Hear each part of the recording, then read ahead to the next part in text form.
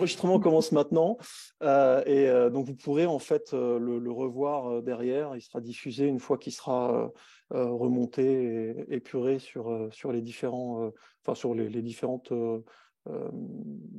sur tout ce qui a été vu aujourd'hui. Donc je reviendrai sur cette présentation là, sur ce PowerPoint, avec notamment la partie roadmap. Et je vais directement aller sur du coup la solution elle-même. Alors normalement, vous devez voir maintenant l'invite de connexion de Moodle Workplace. J'espère que c'est le cas. Et donc, je vais commencer encore une fois par me connecter en tant qu'admin et on va faire en fait un rapide tour d'horizon. Alors, hop. Donc là, je suis connecté en tant qu'administrateur de cette plateforme. Rapidement, alors déjà soyez un petit peu indulgents dans la mesure où cette version en fait 4.1 est sortie il n'y a même pas une semaine. Donc il a fallu en fait remodeler pas mal de choses, réintégrer des éléments. Donc tout n'est pas parfait sur la présentation que je vais vous faire, mais le gros est là. L'idée, encore une fois, c'est que vous ayez une vue assez globale des modifications apportées sur cette dernière version. Alors, il y aura peut-être quelques petites couacs, notamment parce que je suis sur une version locale et j'ai peut-être des fois des petits problèmes d'encodage. Donc, pas de panique, hein, c'est juste que c'est une version qui est locale. C'est pas du tout le cas quand on l'utilise directement sur nos serveurs. Encore une fois, il a fallu aller vite pour vous proposer ce webinaire. Donc, voilà, donc soyez un petit peu indulgents par rapport à ça. Sinon, par rapport à Moodle Workplace, grosse différence entre Moodle et Moodle Workplace. En gros, la version de Moodle Workplace, c'est une version à destination de l'entreprise ou du centre de formation. La grosse différence en fait entre Moodle et Moodle Workplace, c'est que la première chose, c'est que vous avez la possibilité de créer des entités. Une entité, c'est quelque chose qui va vous permettre de compartimenter à la fois les utilisateurs et l'offre de formation. Derrière, une fois qu'on a créé ces entités, on va voir qu'on peut basculer d'entités assez facilement. Là, je peux passer en fait d'une entité, celle auquel j'appartiens, qui est innovation, et passer sur une entité qui s'appelle Vitaresto. D'accord? Et donc, on peut comme ça créer une entité qui permet de compartimenter l'offre de formation et les utilisateurs. Donc, un utilisateur d'une entité ne verra pas les utilisateurs d'autres entités. Alors on verra que c'est pas c'est pas une compartimentation complètement étanche. On peut très bien faire passer un utilisateur qui appartient à une entité pour lui faire suivre un cours ou une formation qui est présente dans une autre entité. Mais voilà, c'est le gros champ, la grosse différence entre Moodle Workplace et Moodle, c'est ce système d'entité. Une fois qu'on a créé l'entité derrière, tout ce qui suit va être propre à cette entité. Donc là, je suis dans l'entité Vitaresto. Tous ces éléments-là, donc l'apparence, la notion de certification, de programme, de structure organisationnelle, de règles dynamiques, tous ces éléments-là sont propres à l'entité dans laquelle je me situe. Alors le deuxième point important, je ne rentre pas dans le détail, c'est des vidéos que vous pourrez voir et je pourrais vous faire une présentation spécifique par rapport à Moodle Workplace de manière générale. C'est le deuxième point important, c'est la structure organisationnelle. Donc, on va pouvoir, avec Moodle Workplace, directement gérer des organisations, donc des structures hiérarchiques. Là, en l'occurrence, j'ai fait rapidement une structure hiérarchique liée à des organisations plutôt géographiques, France, l'Île-de-France, Nouvelle-Aquitaine, et une structure hiérarchique liée à la position, où là, on a plutôt en fait des managers ou des collaborateurs et les managers vont avoir un rôle de responsable, donc un profil particulier qui leur permet de gérer une équipe. Voilà, donc ça, c'est quelque chose qui n'existe pas sur Moodle classique, la structure organisationnelle. Derrière, on va pouvoir embarquer les utilisateurs qui sont qualifiés par ce système de structure organisationnelle dans différents parcours. Le cours, la certification et le programme.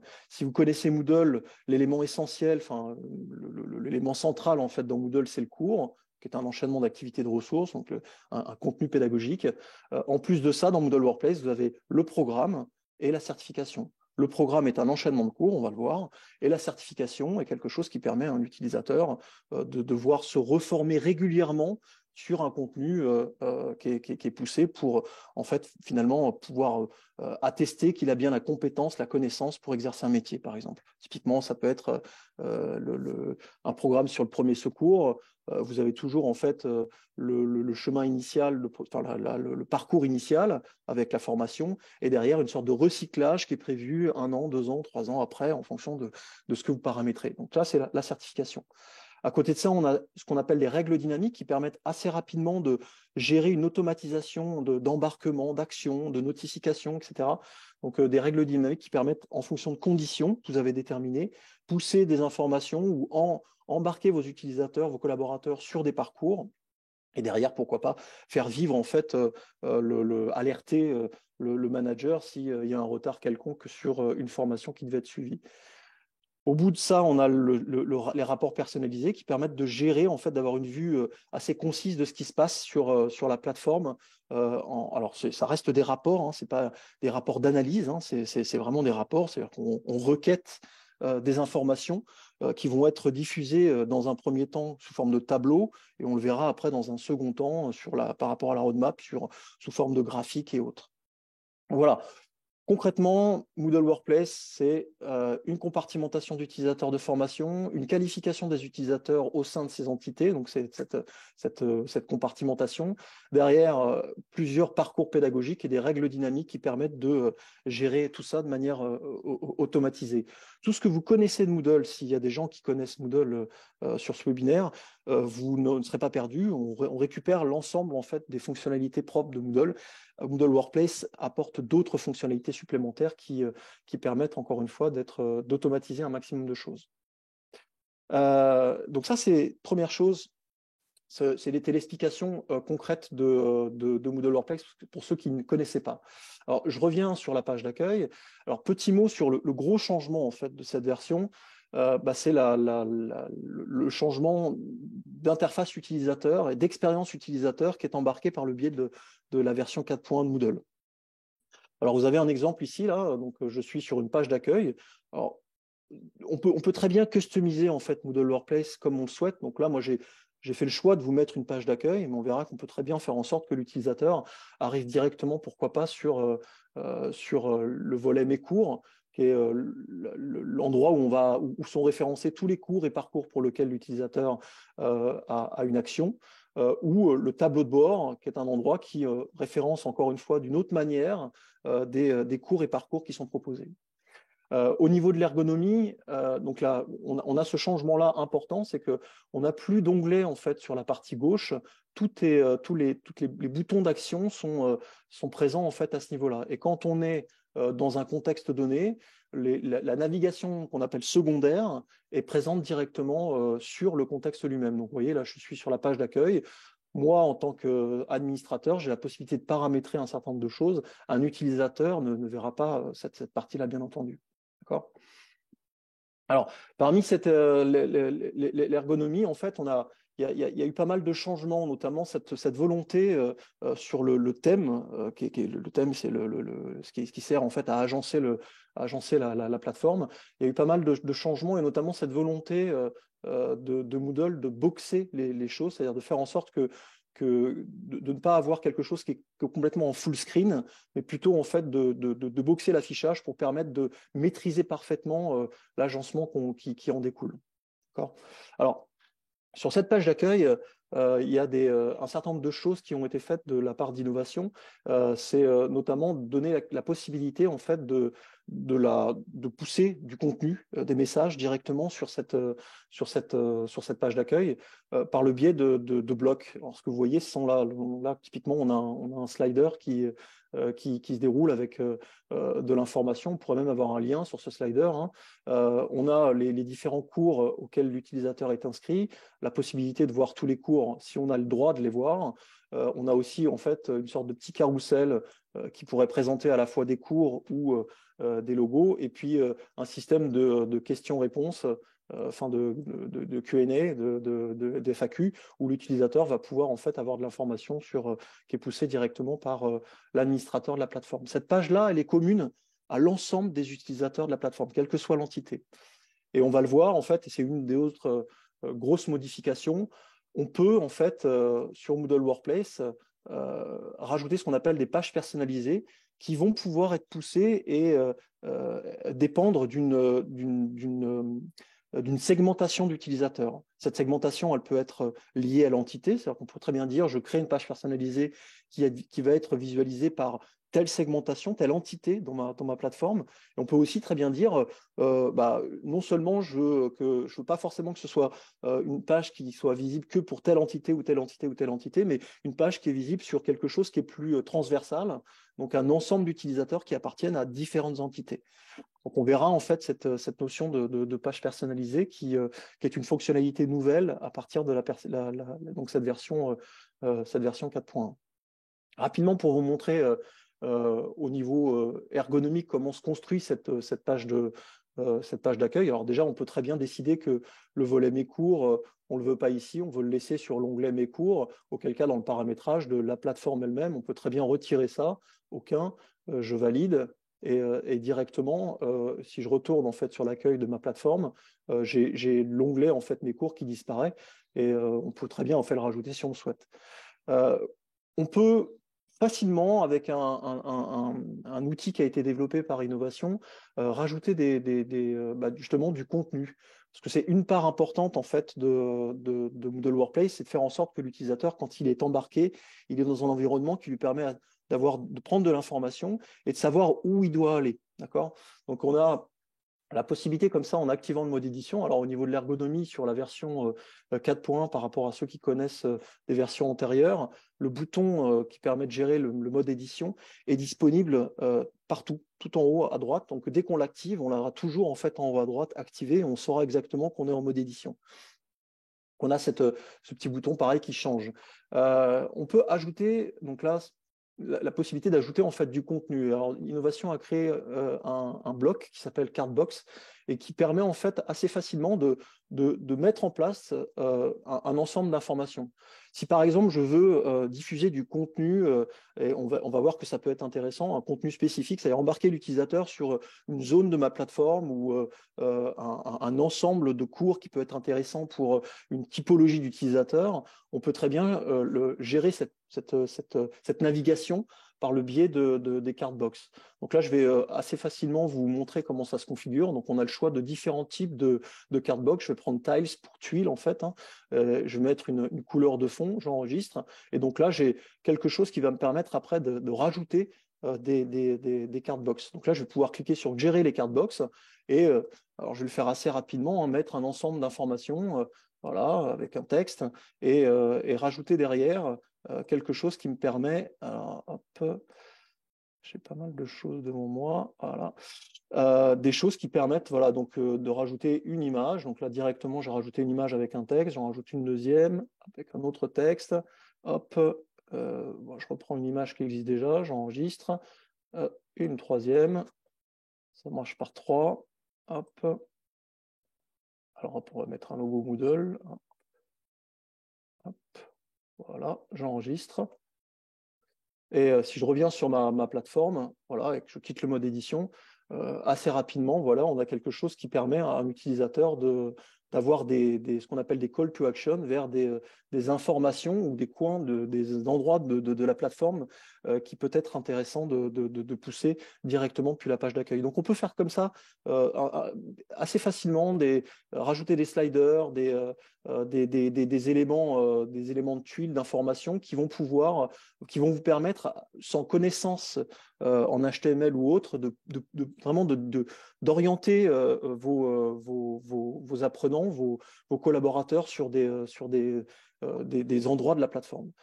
Alors, ces éléments-là, du coup, sont les endroits dont je parle de cette plateforme peuvent être gérés directement de deux manières. Par le biais justement de ces pages personnalisées qui vont être mises à disposition automatiquement par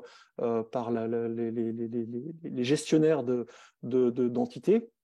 Et on a une autre manière aussi de faire, c'est directement quand on est sur l'administration du site, dans le volet apprentissage, on a la possibilité de gérer ce qu'on appelle des pages de catégories personnalisées.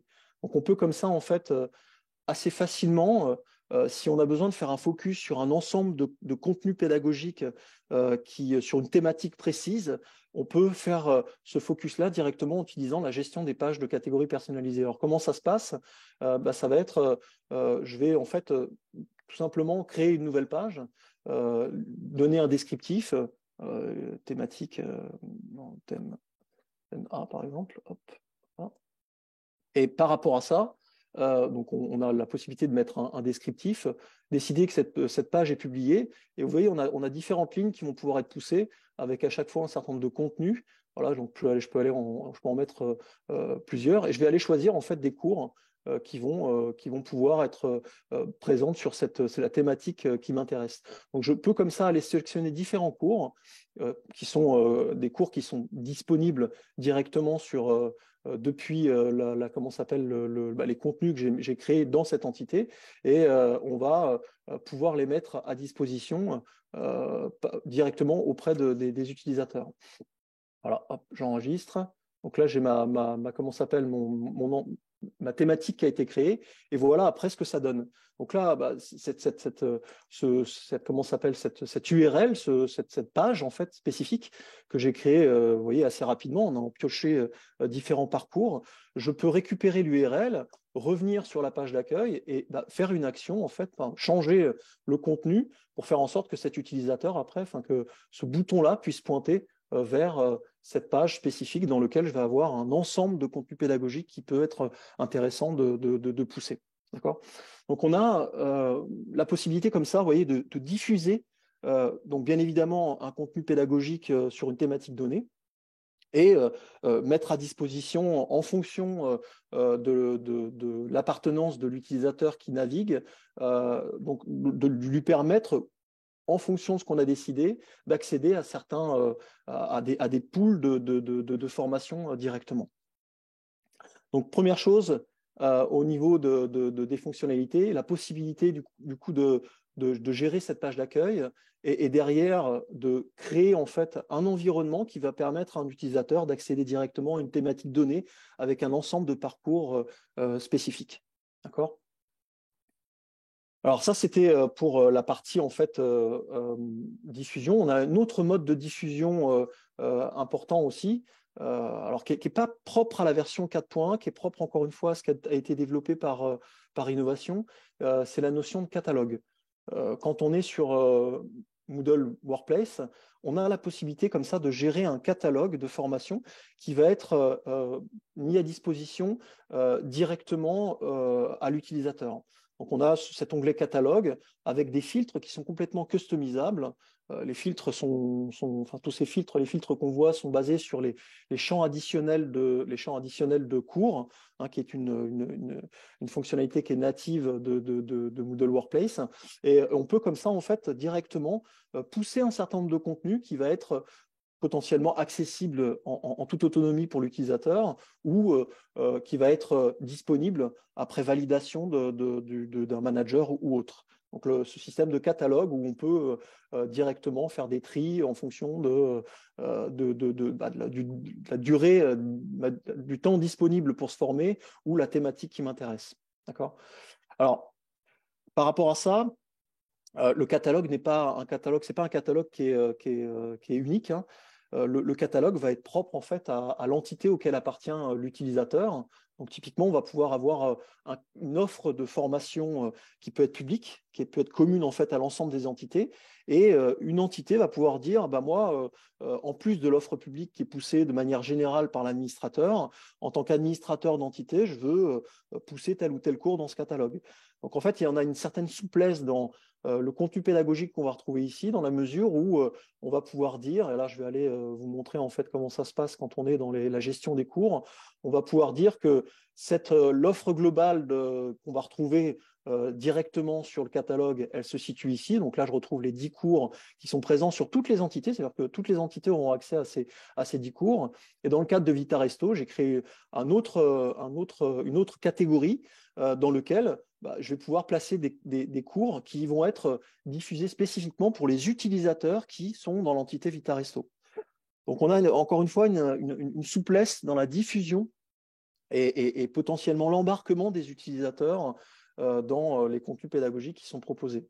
Donc, ce système permet assez facilement pour un utilisateur d'avoir l'ensemble des contenus pédagogiques accessibles sous validation ou non par rapport à l'entité et à la segmentation auquel il appartient. Voilà, donc ce point important, c'est le catalogue, la diffusion.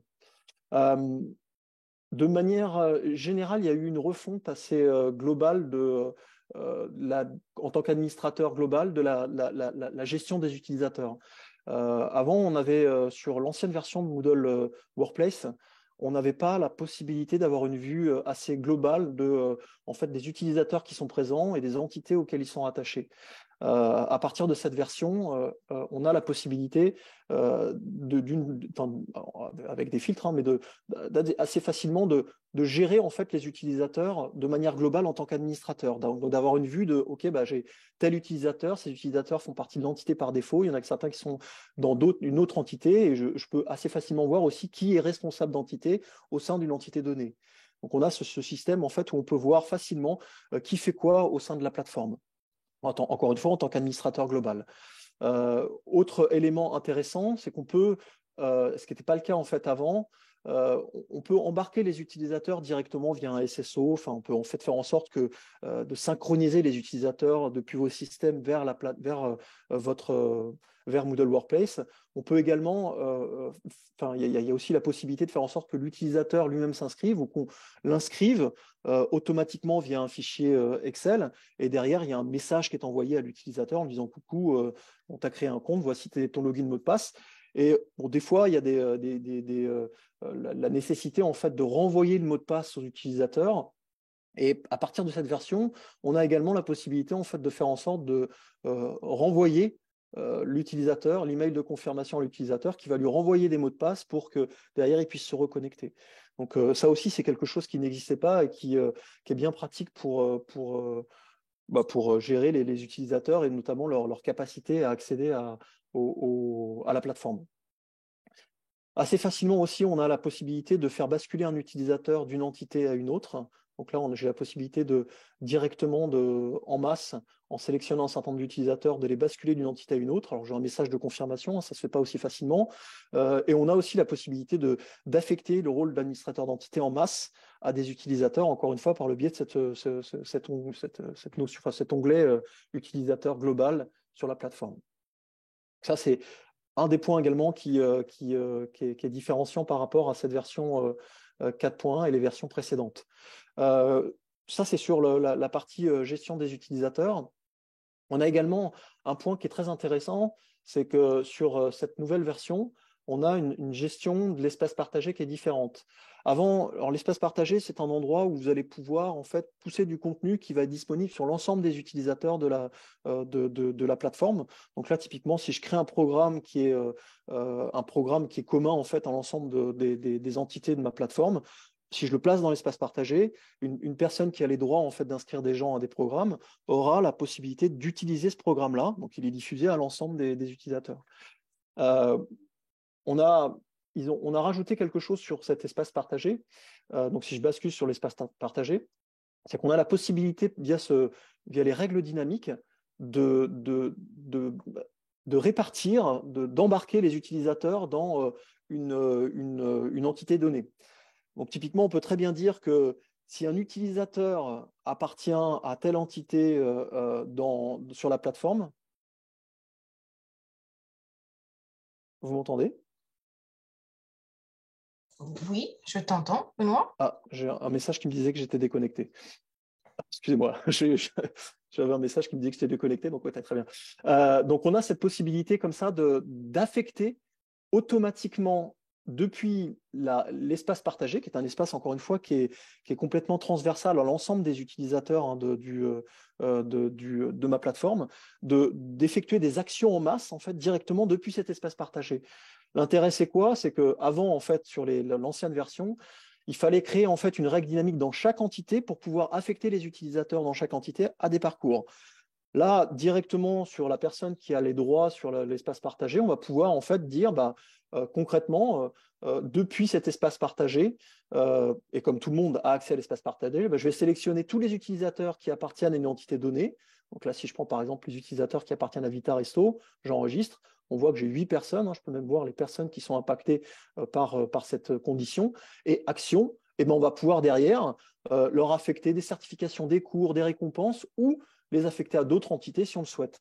Donc, on peut en fait créer des règles qui vont rayonner sans forcément avoir la distinction de l'entité. C'est-à-dire que concrètement, l'utilisateur qui rentre, on gère la règle de manière globale sur la plateforme par le biais de l'espace partagé pour pouvoir l'embarquer, quelle que soit l'entité auquel il appartient, à différents contenus pédagogiques. Donc ça, c'est un point aussi qui a été très intéressant parce que ça évite, si on a une vingtaine d'entités, de devoir faire en fait ces actions sur ces 20 entités, de créer ces règles dynamiques sur les 20 entités. On le gère directement sur la partie espace partagé et derrière, on aura du coup une automatisation d'action par rapport à ça.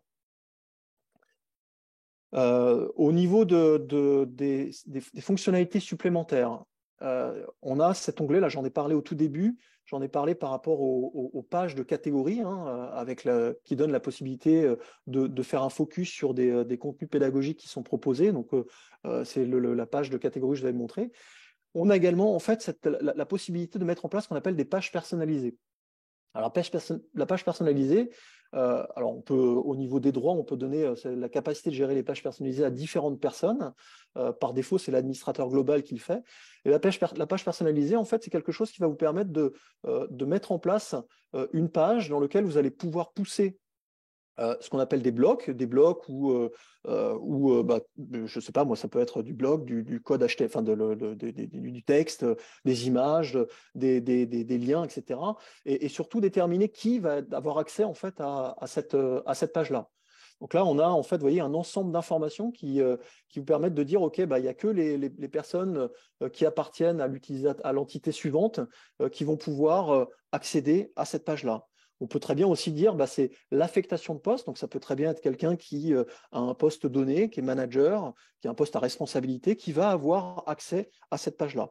Donc, on peut comme ça en fait communiquer de manière globale avec la page d'accueil que j'ai montré précédemment. Et on peut également, par le biais de ces pages personnalisées, être plus précis, faire des focus particuliers sur une communication particulière par rapport à une segmentation. Donc là, je vais, pour faire simple, je vais faire que tous les utilisateurs de l'entité peuvent y accéder. Donc je clique sur enregistrer. Alors si après je réactualise ma page, vous voyez, j'ai un petit onglet test qui appartient, qui est le nom de ma page. Et si je clique dessus, là, je l'avais créé de cette manière-là. Donc j'avais mis en place, j'avais créé des blocs de cette manière-là. Donc je peux en fait ça, c'est une page spécifique en fait aux utilisateurs avec une segmentation particulière qui s'affiche et qui est disponible directement sur l'onglet du haut. Donc on peut, alors là, vous voyez, j'ai mis juste de l'information, mais on pourrait très bien en fait pousser des rapports, un bloc, parce que vous avez la possibilité de mettre en place des blocs de rapports, de mettre en place un bloc de rapports directement sur ces pages-là pour faire des focus particuliers sur une segmentation d'utilisateurs. Alors je ne sais pas si vous voyez où je veux en venir, mais en gros, on a donc une communication globale, une communication spécifique dans laquelle on va pouvoir avoir une sorte de dashboard spécifique où un certain type de population va avoir accès à des informations propres en fait à la segmentation auquel ils appartiennent. Donc ça, c'est un point qui est très intéressant et qui permet encore une fois de maîtriser, qui en tout cas permet de diffuser facilement un contenu et un ensemble entre guillemets call to action à une segmentation précise de ma plateforme. Et encore une fois, vous voyez que si je retourne sur cette page, on peut très bien en fait décider quelque chose de complètement transversal. Ça veut dire que si sur l'audience, je peux très bien aller chercher, alors je ne sais pas si vous connaissez les cohortes. Les cohortes, en fait, c'est quelque chose qui est complètement en dehors de la structure hiérarchique de Moodle Workplace. Donc, c'est quelque chose qui rayonne de manière complètement transversale. On peut en fait créer sa propre segmentation et donc affecter l'accès à ces pages-là, à ce type de population.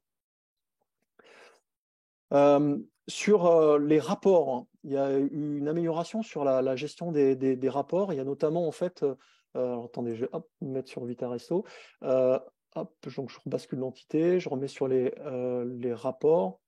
Donc on a maintenant la possibilité, le système de rapport a été épuré un petit peu, donc on a toute une gestion de nouveaux rapports. Donc, quand on crée un rapport, on a des sources supplémentaires qui apparaissent, ce qui n'était pas le cas en fait avant. Donc, on a la possibilité d'avoir une source sur les utilisateurs, le participant au cours, ça permet de voir en fait la progression des cours. Mais on a aussi une source sur les fichiers qui sont en place sur la plateforme, les cours, les commentaires qui ont été poussés, sur comment s'appelle les commentaires, on a une source sur les événements présentiels, c'est-à-dire qu'on peut en fait mettre à disposition un planning d'événements et on va avoir en fait par ce biais-là les utilisateurs qui sont inscrits ou pas, des sources sur les certificats obtenus. Donc là, c'est le papier qui est diffusé après que l'utilisateur ait achevé un programme ou une formation. L'évaluation des cours, donc ça, c'est quelque chose qui permet en fait on peut à l'intérieur d'un cours, si je rentre dans un cours, on peut comme ça on peut taguer en fait le cours, vous voyez, lui donner, on peut choisir ou non de taguer le cours et lui donner de l'information. Et donc là, avec un commentaire, si on le souhaite, on peut évaluer et fournir un commentaire.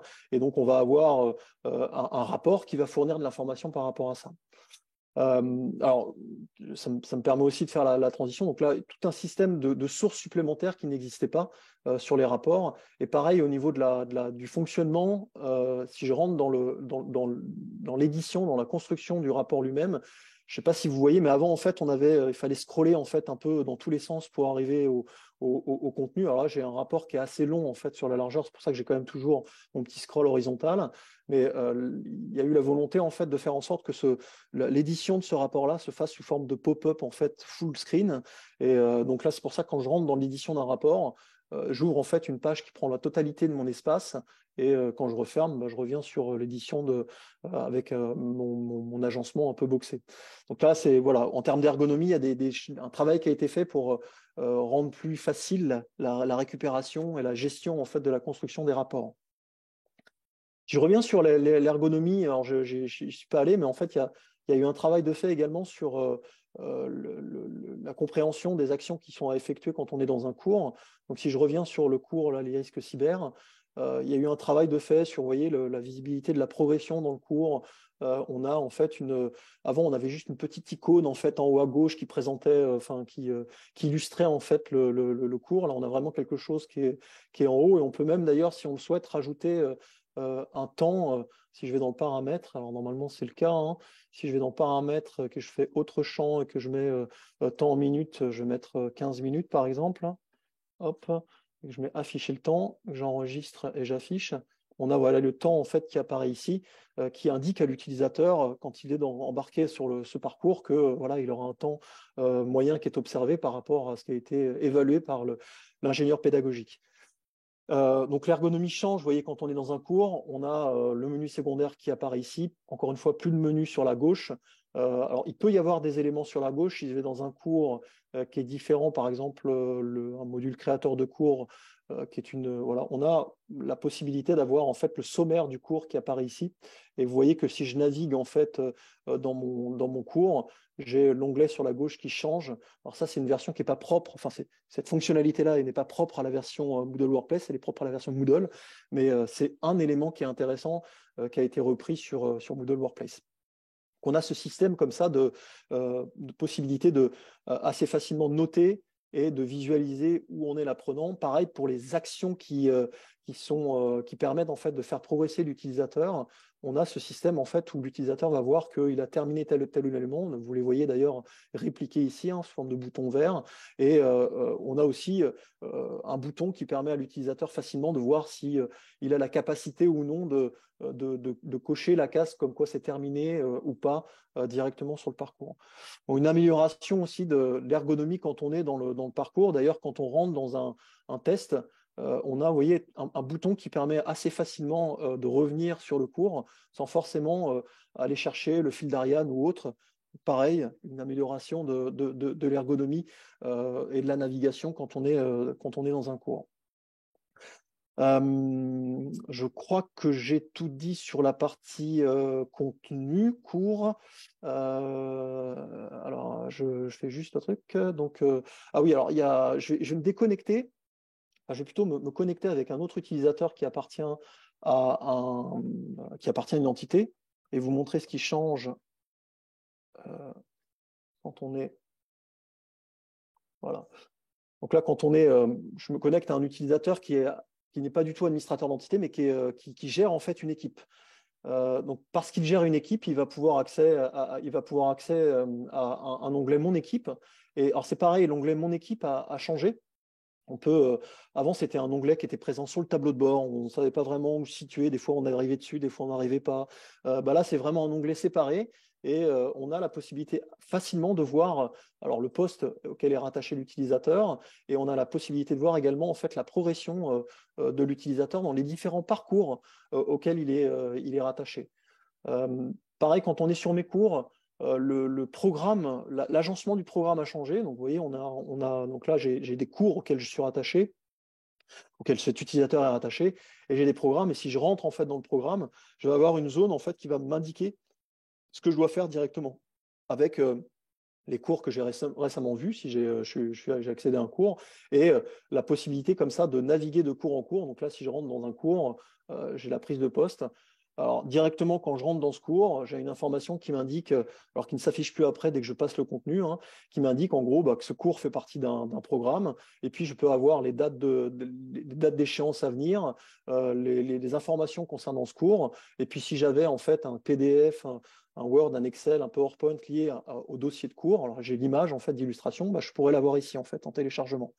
Donc c'est pareil, on a en fait une sorte de pop-up qui s'ouvre quand l'utilisateur rentre dans le cours. Alors je ne l'ai pas designé le cours, mais voilà, on a ce système de directement. Après, l'utilisateur est embarqué sur le parcours et il va pouvoir assez facilement savoir ce qu'il a à faire, marquer comme terminé pour achever le cours, revenir. Alors c'est un des points aussi importants, c'est que avant il y avait quand l'utilisateur validait quelque chose qui valide le cours, il y avait une tâche planifiée qui tournait et il y avait souvent un décalage entre la progression de ce qui se passait dans le programme et l'achèvement qui avait été fait par l'utilisateur.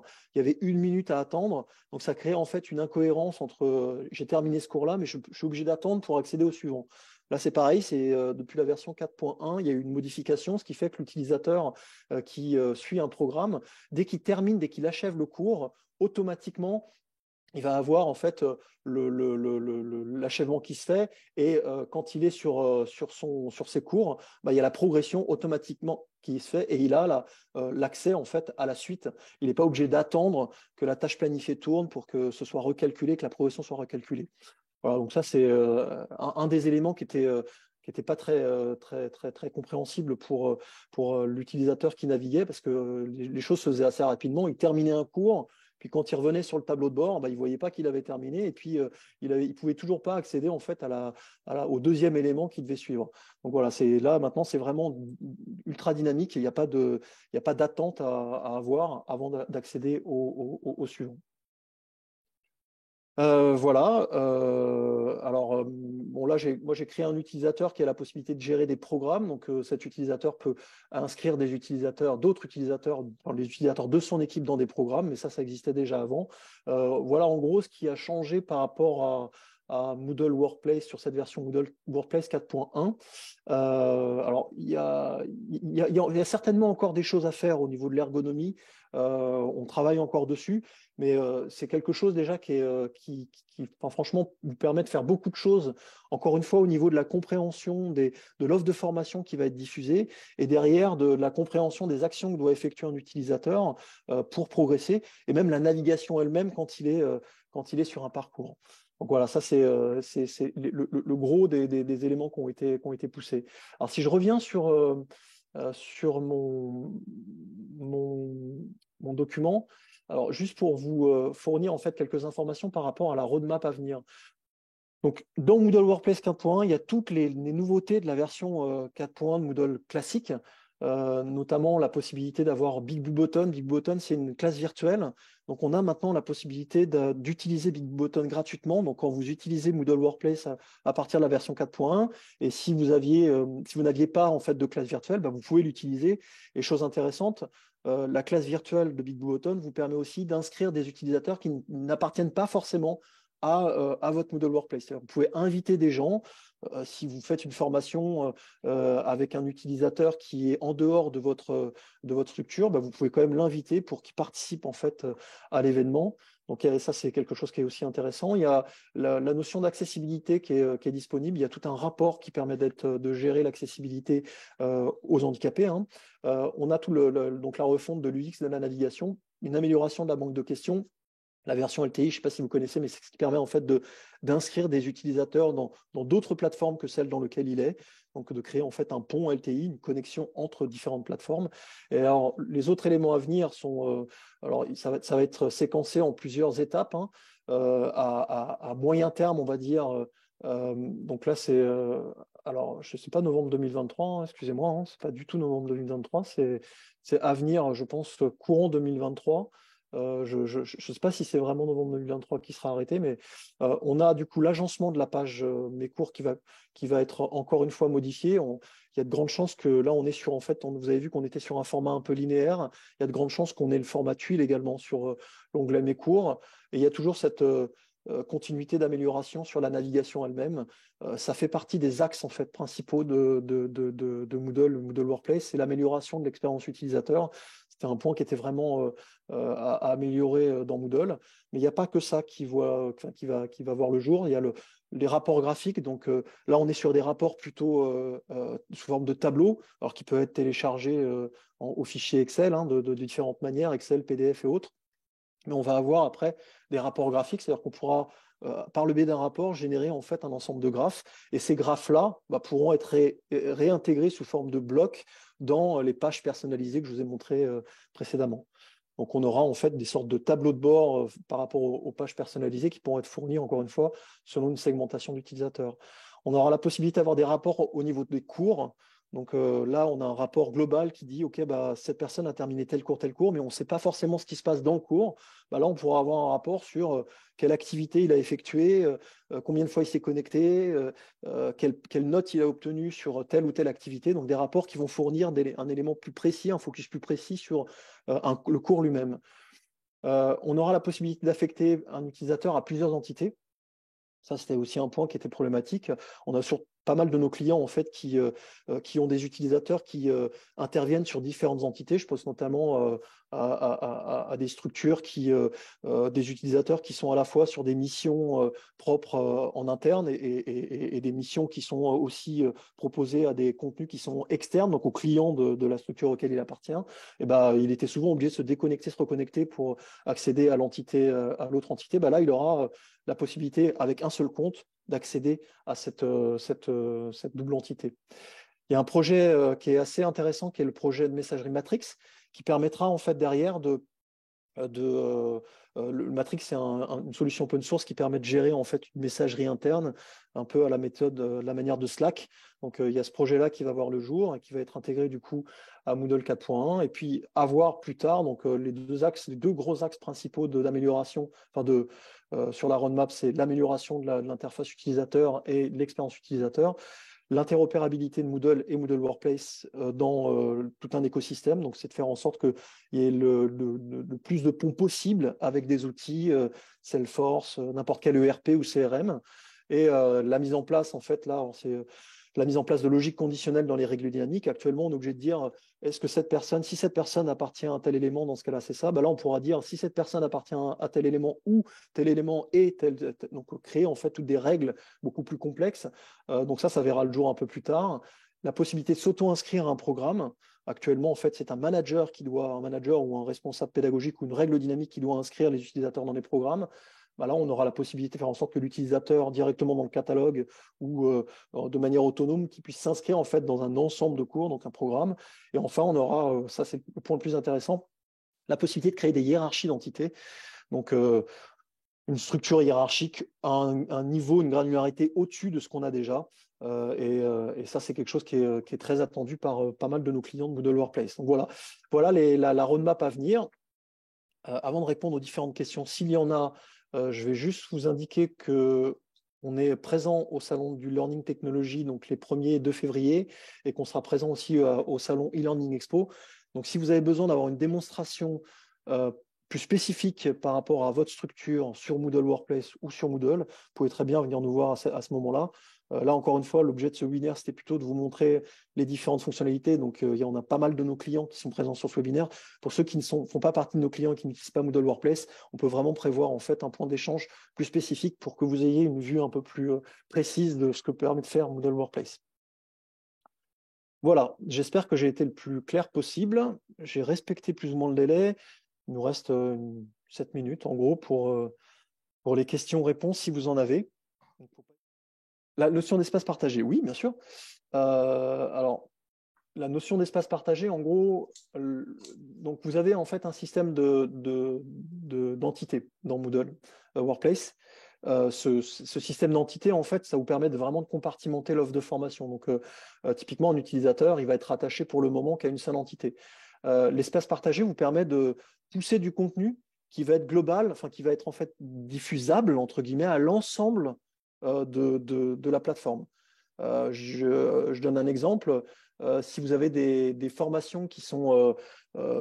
si vous avez décidé que votre structure d'entité, c'était, je ne sais pas moi, par exemple, des services ou même un niveau hiérarchique, un niveau géographique, le pays. Donc, on imagine qu'on a l'entité, si vous êtes une seule structure, hein, on a l'entité France, Espagne, on pourrait très bien avoir dans l'espace partagé quelque chose qui est commun en fait à l'ensemble des différentes structures France et Espagne. L'espace partagé sert à ça. Et ça sert aussi également en fait à effectuer, automatiser un certain nombre d'actions par le biais des règles dynamiques à partir de cette version 4.1 pour automatiser l'embarquement des utilisateurs sur différents parcours ou l'affectation de ces utilisateurs dans différentes entités. Alors, je ne sais pas si ça vous aide, mais en gros, il faut imaginer ça comme une sorte de pot commun dans lequel n'importe quel utilisateur appartient à cet espace partagé et va pouvoir en fait effectuer des actions de formation qui sont communes en fait à l'ensemble de la plateforme. Il n'y a pas de restriction de visibilité dans cet espace partagé en fonction de l'appartenance à une entité. J'appartiens à l'entité Vitaresto, je peux très bien en fait via l'espace partagé accéder à du contenu qui a été diffusé en libre accès pour l'ensemble des entités. Ok. Encore une fois, j'espère que j'ai été clair. Hein. Si ce n'est pas le cas, on peut très bien faire un focus avec un cas concret si vous avez une idée en tête de ce que vous souhaitez. Il y a une autre question. Peut-on facilement migrer les contenus créés dans Moodle vers Moodle Workplace? C'est complètement transférable. C'est-à-dire qu'en fait, vous avez ce qu'on appelle une sauvegarde restauration qui peut être faite dans Moodle. Donc, vous pouvez très bien, en fait, alors on peut s'en occuper, c'est-à-dire que nous, on a des systèmes, si vous avez un Moodle, on peut très bien récupérer votre Moodle et automatiser, nous, avec nos outils, le transfert de contenu. On peut aussi également, si on le souhaite, mettre en place… Enfin, vous pouvez très bien faire une sauvegarde restauration. Là, c'est ce que j'ai fait, en fait. Hein, les cours que j'ai ici, là, que je diffuse ici, la plupart ont été récupérés sur une autre plateforme et j'ai fait une sauvegarde restauration de ces cours. Donc, on sauvegarde sur la plateforme Moodle et on la réincorpore sur la sauvegarde sur la Moodle Workplace. Au niveau du cours, il n'y a aucune perte de données. Le seul point en fait, de vigilance, c'est de faire en sorte que si vous utilisez en fait des plugins particuliers sur votre version de Moodle, il faut juste s'assurer que ces plugins-là sont disponibles également sur Moodle Workplace sont installés sur Moodle Workplace pour qu'il n'y ait pas de perte d'activité lors de la sauvegarde restauration. Mais sinon, vous récupérez vos utilisateurs avec la progression qu'ils avaient dans le cours, ils récupèrent leur compte et alors après, vous pouvez justement, pourquoi pas, imaginer une règle dynamique qui va automatiser la segmentation que vous souhaitez. C'est-à-dire que en amont, on peut préparer, vous voyez, le Moodle Workplace, dire OK, on a dans ce Moodle, on a tel utilisateur, on a tel champ de profil, on a identifié en fait un certain nombre d'utilisateurs qu'on va devoir après réintégrer et dispatcher dans le Moodle Workplace. Donc, dans le Moodle de base, on va pouvoir en fait taguer les utilisateurs pour les identifier. Et quand on va faire cette sauvegarde restauration, ça va embarquer à la fois les utilisateurs et les champs de profil. Et par le biais de règles dynamiques, on va dire, OK, dès qu'un utilisateur est embarqué et qu'il a tel champ de profil, on l'affecte dans telle entité et on lui affecte sur tel poste.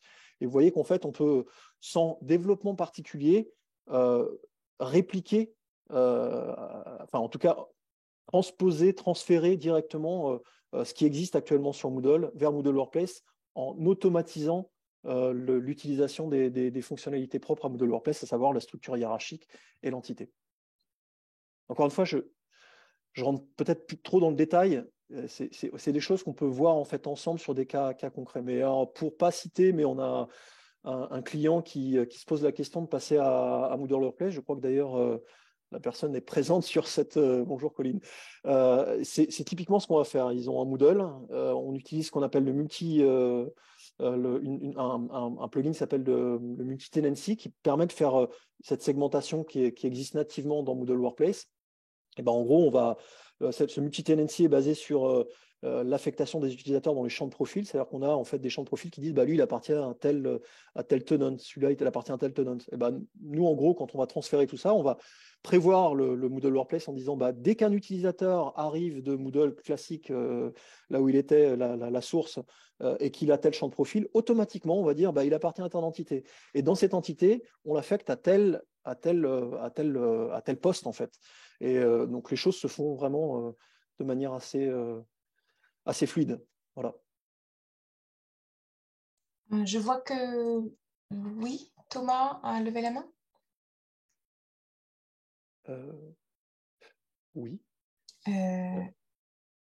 Si vous souhaitez poser votre question dans le chat. Il est parti. Trop longtemps. J'ai peut-être mis trop longtemps à répondre. Une autre question de Fabrice. Quel coût approximativement pour un passage de Moodle vers Workplace? Alors, c'est difficile de répondre sans avoir vu votre plateforme. Grossièrement, on est. Alors, la solution elle-même, je crois qu'on est. Alors, ça dépend du nombre d'utilisateurs simultanés attendus, donc c'est difficile de donner des chiffres comme ça. Là, c'est. On est en jour homme, en fait. Si on choisit de faire le fonctionnement que je viens de vous parler, si on automatise, on a juste en fait un script à déployer, mais ça dépend en fait de la manière dont ça a été structuré. Donc ça varie en fait de une journée d'effort, entre guillemets 750 € à ça dépend après de ce qui a été conçu en fait sur votre plateforme.